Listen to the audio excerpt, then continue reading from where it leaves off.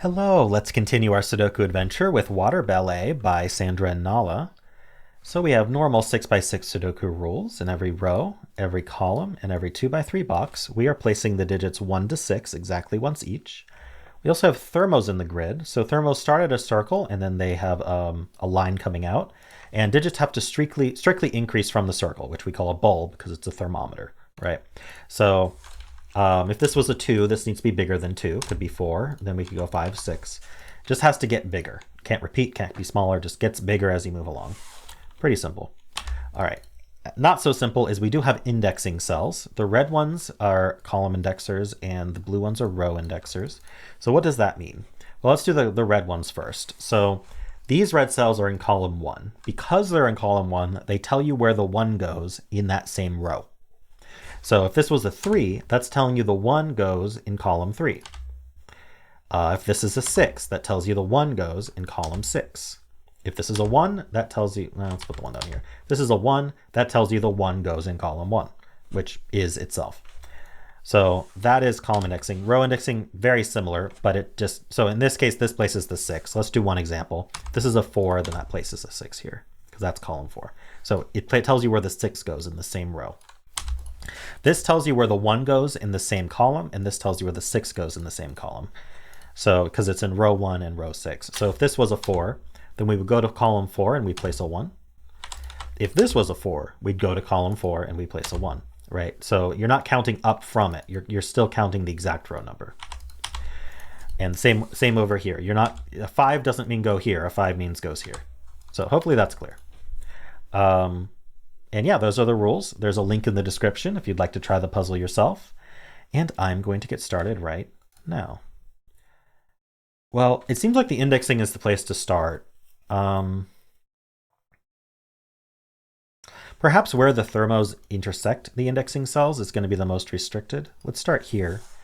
So this is going to tell you where the 1 goes in this column. This cell tells you where the 1 goes.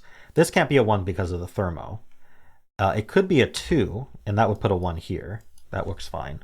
It could not be a 3 or 4 because 1 can't go on the thermo other than in a bulb.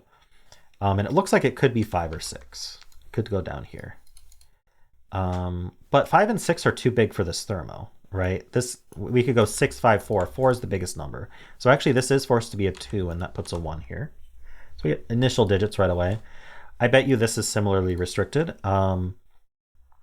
So this is going to put a 6 in the column. We need to count from the top. We need to be careful not to count like backwards. So a 6 could go in 1 or 2. This can't be a 1 though. So this could be a 2, putting a 6 right here. It can't be a 3 because that's not at the end of a thermo. That's the only place 6s can go.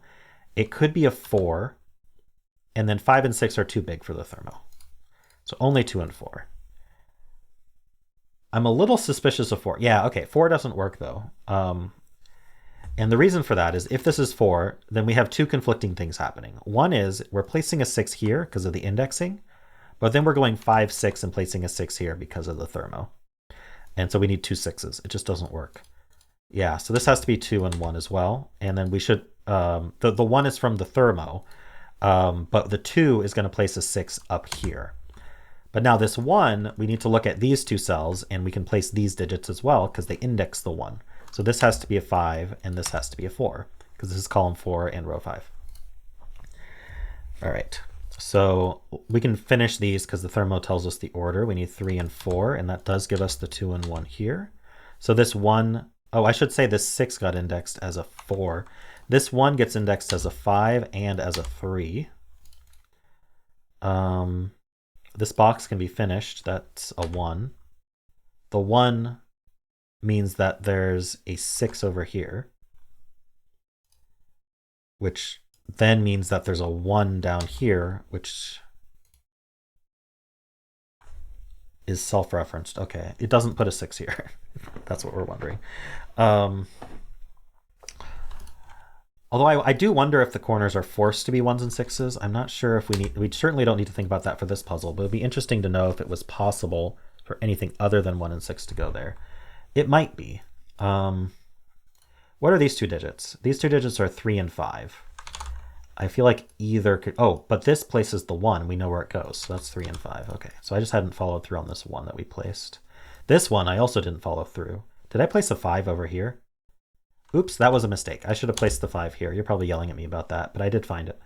That this one was closer. This is a 6 because that's the only thing goes after 5. That 6 puts a 2 here. Okay, good. I think we've recovered. That's a 4, 3, 2, 1. I really don't think I used the digit I put here. This 1 places a 2 here, and that 4 is already there. Okay. There's just a lot going on. It's hard to keep up. 3 does put a 6 there. Okay. So what do we need here? We need a 5 and a 6. I think they could go either order. This column needs a 4, 5, and 6. So we know the order of this 5, 6, and then that does put a 4 here, and that gives us this 6 and 5. That does work out. This 6 tells us this is a 3, but so does Sudoku. This is a 5, and this is a 6. So it did end up as a 6 in this corner as well. Interesting. All right, well, that was a neat puzzle. Thanks, Sandra and Nala. I enjoyed this. A good use of indexing in thermos, where you kind of forces you to look at where 1s and 6s go, and that kind of directed you through the whole puzzle. So very nice. All right, so I realized I could just use my own solver to answer my own questions, so I figured I'd do a little follow-up at the end here. So it is indeed quite limited. So I put column indexers here, I put row indexers here, and I turned on true candidates. And it looks like we're down to just by values in every cell. So I was right about the 1 6s here, but what I didn't realize is just how limited this setup is in 6x6. I haven't thought of an immediate reason that this would be true, so leave a comment if you can figure out why this is limited this way. It does look like you only need like 2 givens to completely finish the puzzle, so that's also interesting. With a 3 here, it's everything but the middle gets filled out. So yeah. Let me know if you figure out why this might be the case. And of course, if you enjoyed this, why not leave a like, subscribe, and a kind comment below.